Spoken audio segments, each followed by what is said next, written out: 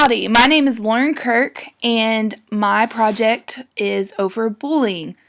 Bullying, I chose this because in my classroom this year, I have actually seen a lot of it, something that's kind of near and dear to my heart right now, and I was really wanting to learn more and maybe how to. So what is bullying? StopBullying.gov states that bullying is unwanted aggressive behavior among school-aged children that involves a real or perceived power imbalance. The behavior is repeated or has the potential to be repeated over time. Bullying includes actions such as making threats, spreading rumors, attacking someone physically or verbally, and excluding someone from a group on purpose. I teach 6th grade science, and this is my first time that the students are coming into a middle school, and I noticed this especially in classes on Friday when we get to have free day Friday, as in terms of where they get to sit in their lab seats and who they get to choose for their lab partner that day. And I also see it in the lunchroom quite often, and people choose and exclude people from groups, especially based on their level of intelligence. They also are excluding people, even in my class, based on sometimes race. And I'm trying harder to figure out how to overcome this without giving them such strict limits. But even if it only happens once, it's still considered bullying. If they exclude them or verbally threaten someone once, it has potential to be repeated, but that doesn't mean it is going to be repeated.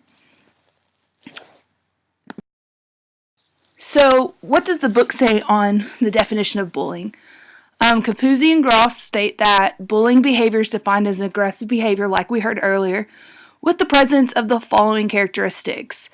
They say there is an intent to cause harm of any form to another. That harm can be both physical or emotional or mental. The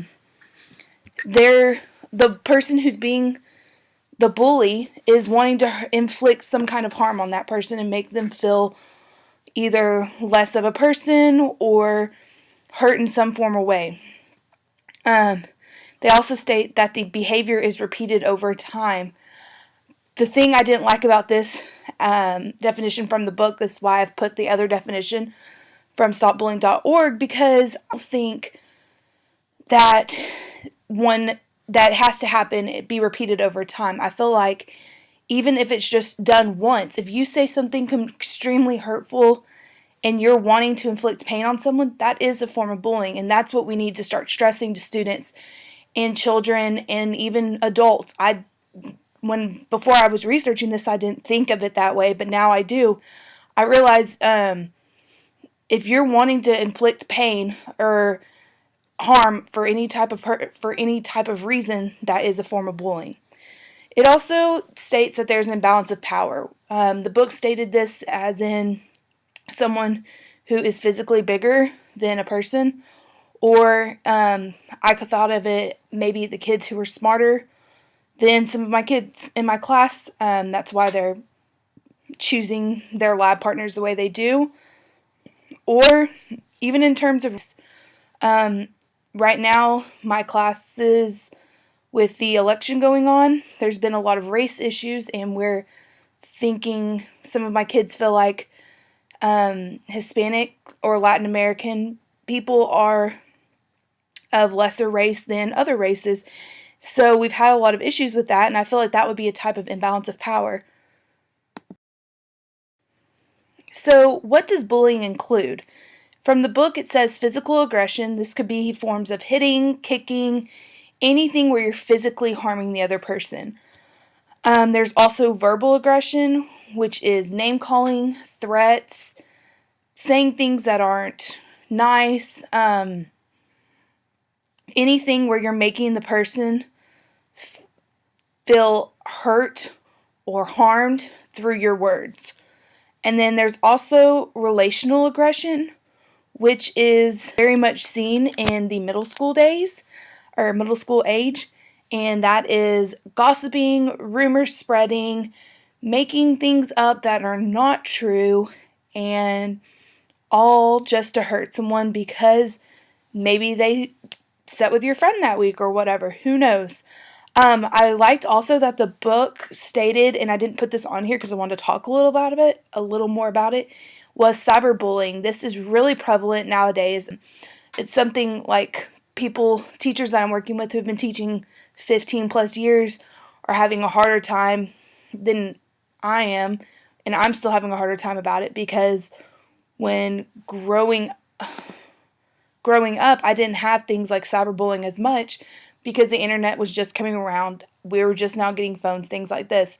When it's so accessible to students in my classroom to just have a cell phone on them, a computer, we're a one-to-one school, so they take their Chromebooks home.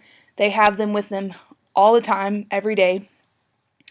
And we have found a lot of cyberbullying happening. We have to have someone who is available all day, and all she does is go through and check and see what people are sending to each other, what they're looking up, things like that, because it's so prevalent right now.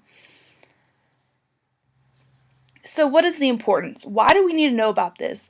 What's relevant about it? Why is bullying such a hot topic right now? And I think one of the studies that was in the book really explained it to me. And it was Nansel and colleagues conducted the first study in 2001 in the United States, which is just profounding to me because before 2001, there have been no studies formally conducted on bullying for grades 6th through 10th in the United States. That blows my mind. However, they found that 1 in every 3 children in these grades 6th through 10th, which is your adolescent age, have been involved in bullying either as a bully, a victim, or a bully victim, meaning they were bullied and then victimized, or victimized and then they started bullying someone else. This means that in a class size of 140 students, which is what my class would be right now, approximately 47 students will be involved in bullying in some form or fashion. That's just blows my mind because that means 47 of my students, give or take a few, are involved in bullying. Whether that be they are the bully and they're hurting someone else, they're the victim, or they've been both. As big of a number as that seems, while I was researching and doing these things on my computer, I really could name some of the students in my class like, yep, I can see this, I can see that, and I could almost name off 30 kids, which is just really sad, and we need to find a way to possibly fix that. It goes to show that until 2001, we weren't actually showing as much or as invested in learning more about bullying because of the lack of internet and things such as cyberbullying. And that was when 2001 came around.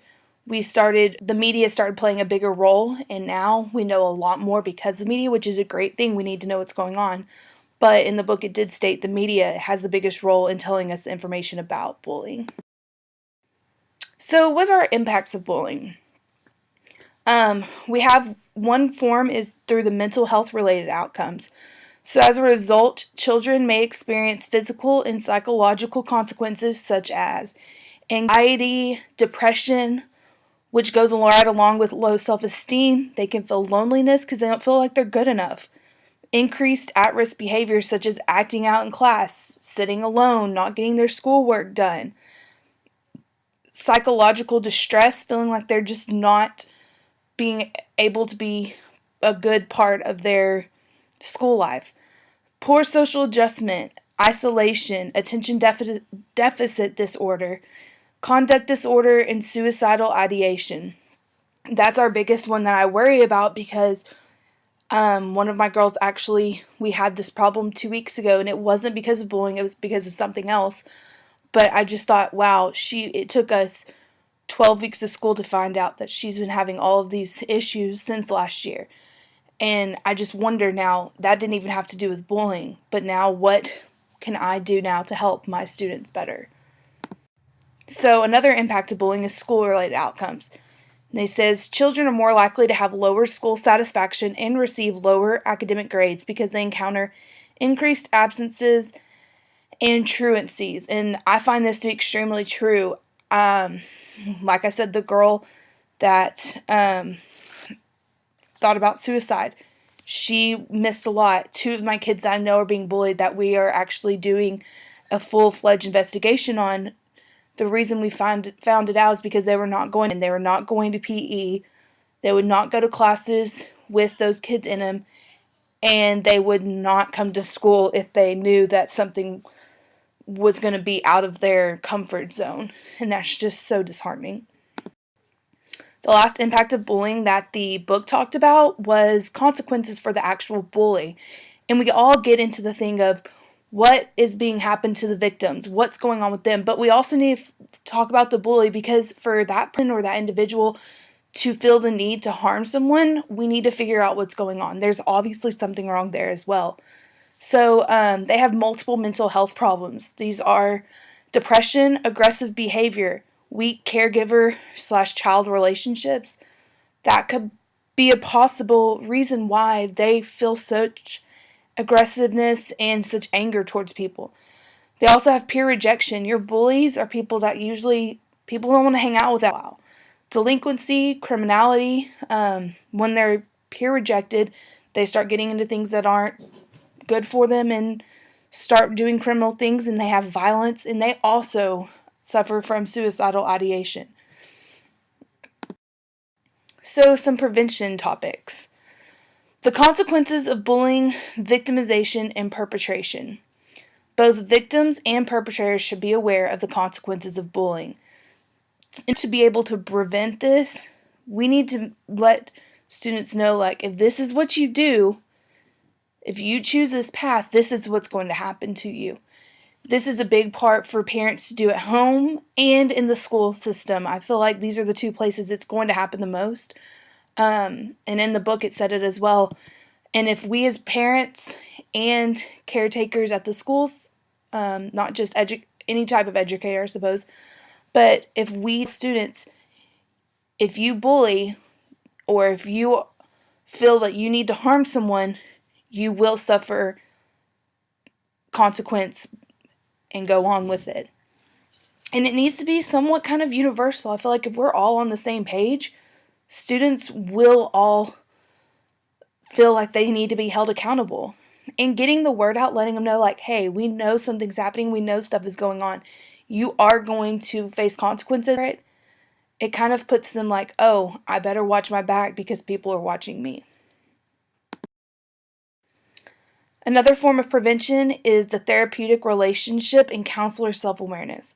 So this is really, if you're talking about school counselors or private counselors, but to build a relationship, the counselor must be aware of the victims or even the bully's developmental state. So they need to see where they're at. Like, is there a reason? There may be something going on developmentally as to why feeling the need or why they are being bullied. And their personal experiences in home life. Maybe something's going on at home. Maybe they've suffered through something and they don't know how to talk about it because they are a child. So they're taking their aggression out on these other kids that they are jealous of or wish they had. And they don't know how to talk about it. And so if we found those things out, like what is really the root of the cause, then maybe we can help out and prevent things. The last one is the need for anti-bullying policies in school, and this is such a big one for me. School personnel have to have an obligation for all students to feel safe at school.